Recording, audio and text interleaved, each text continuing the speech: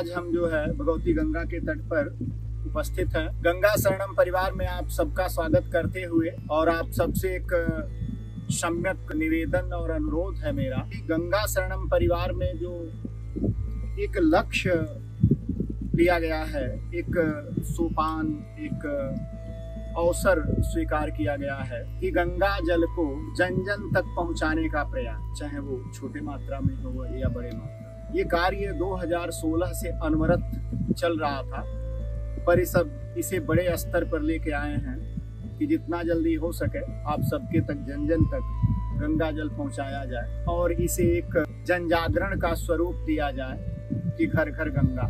सनातन धर्म की जागृति का आधार है गंगा, और वो जागृति आवश्यक है क्योंकि गीता, गंगा, गायत्री, गोविंद ये कहीं खोते जा रहे हैं। इनका पुनर्जागरण आवश्यक है। और मैं इसीलिए आप सबके आज मैं कोई मंत्र कहने के लिए नहीं आया हूँ, कोई उपदेश देने के लिए नहीं आया हूँ।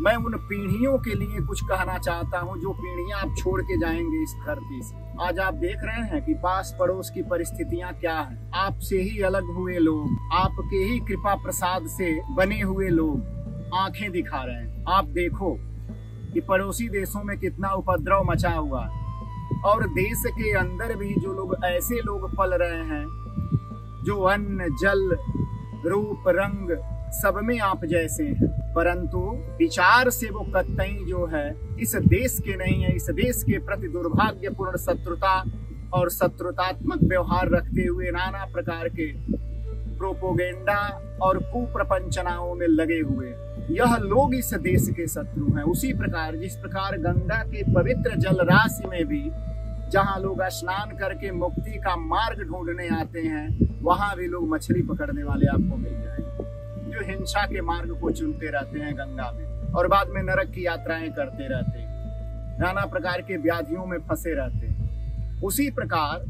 सनातन धर्म में रहने वाले लोग भी अपने ही स्वधर्म का विरोध करने लग गए हैं। ये ठीक नहीं। गंगा के आश्रय में रहो। गंगा के बारे में अगर आप ये जानते हैं कि गंगा सिर्फ पाप मुक्ति करती है, तो ये आप गलत जानते हैं। गंगा सारे प्रकार के पुरुषार्थों की जननी भी है। अगर आप पढ़ेंगे इतिहास को तो देखेंगे कि जो भी चक्रवर्ती सम्राट होते थे वो चक्रवर्ती की उपाधि प्राप्त करने के लिए प्रयागराज चल के आते थे, क्योंकि गंगा और संगम के तट पर ही उन्हें चक्रवर्ती की उपाधि दी जाती थी। इसलिए यह वीरों की जननी है। इन्होंने बड़े बड़े साम्राज्य, बड़े बड़े छत्रों का उदय देखा है और उनको डूबते हुए देखा है। गंगा का एक पुत्र कुमार देवव्रत, जिसे आप गंगा पुत्र भीष्म कहते हैं, उनसे बड़ा योद्धा तो नहीं हुआ ना कोई। वो भगवान योगेश्वर श्री कृष्ण स्वयं ही प्रणाम करते थे। तो गंगा के आश्रय में ले आने का मेरा मात्र इतना आपसे निवेदन है कि शांति काल में भी गंगा को बैठ के पढ़िए, जानिए, घर घर में गंगा की स्तुति, प्रार्थना, आरती, प्रणाम करिए। जीवन में जो भी आपाधापी में आप कमा रहे हैं, कर रहे हैं, खूब करिए। बड़े बड़े व्यवसाय करिए, बड़ी बड़ी यात्राएं करिए, खूब धन संग्रह करिए, संतानों को अच्छी शिक्षा दीजिए। धर्म कहीं से भी इसमें आपको अवरोध नहीं बनता, पर धर्म ये कहता है कि प्रकृति से भी जुड़ो, धर्म के उत्थान के लिए जियो, अपने सामाजिक क्रियाओं के उत्थान के लिए जियो।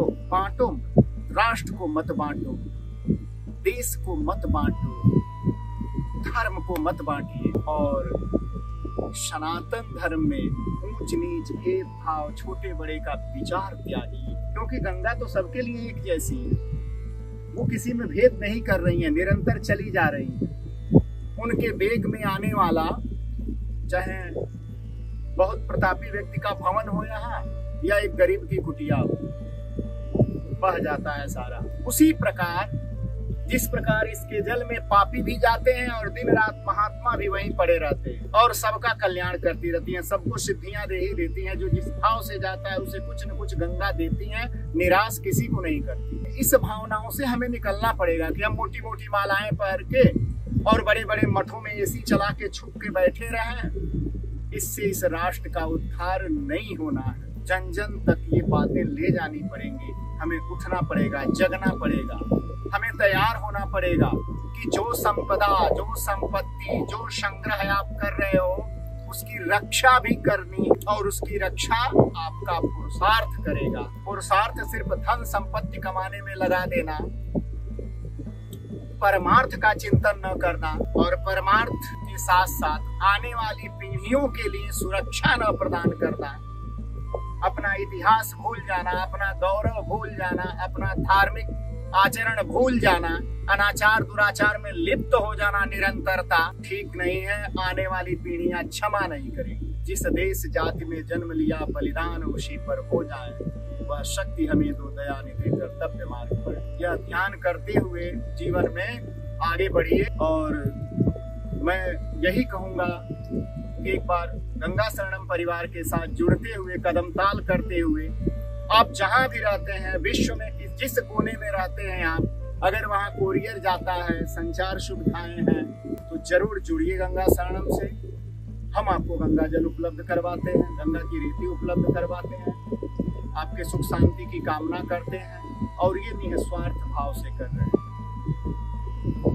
इसमें आपका कोई शुल्क नहीं है, यह निःशुल्क और निस्वार्थ है, क्योंकि हम भी इस राष्ट्र और सनातन के लिए जो करना चाहते हैं वो बिल्कुल हमारे शब्दों से आप तक पहुंच गया होगा और आपने हमें सुना तो जुड़ने का भी प्रयास करिएगा। बहुत बहुत धन्यवाद आप सबको और साधुवाद। जय गंगा। अगर आपको यह वीडियो पसंद आया हो तो लाइक और सब्सक्राइब जरूर करें ताकि आप नई वीडियो मिस ना करें।